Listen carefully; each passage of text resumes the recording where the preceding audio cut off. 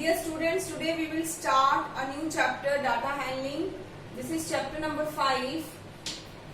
See, data handling means to arrange the data, to arrange the information in any serial order that we are given. And two things about the data handling are how we collect the information. Information we collect with two types, and information are of two types.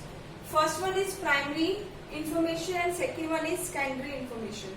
Primary information is that we collect direct from the person to whom we want to ask. That means, I repeat again, the information that we collect direct from the person to whom we want to ask, that is called primary information. Then secondary, like when we get the information from another person or another source, then we call it secondary data.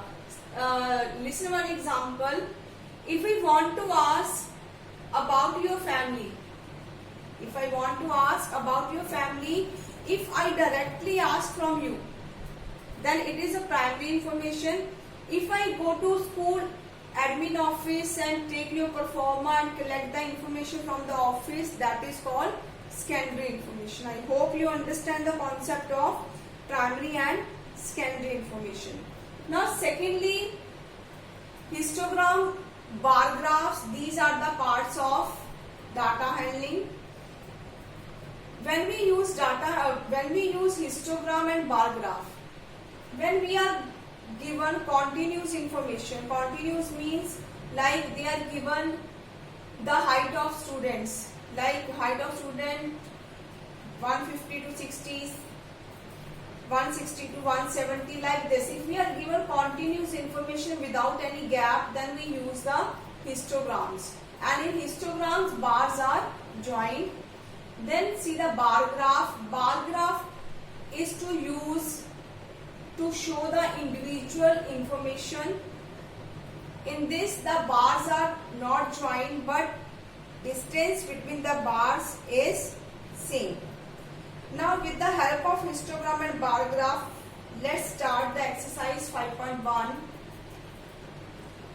In 5.1, our first sum is, for which of these would you use a histogram to show the data? This is the first question of exercise 5.1.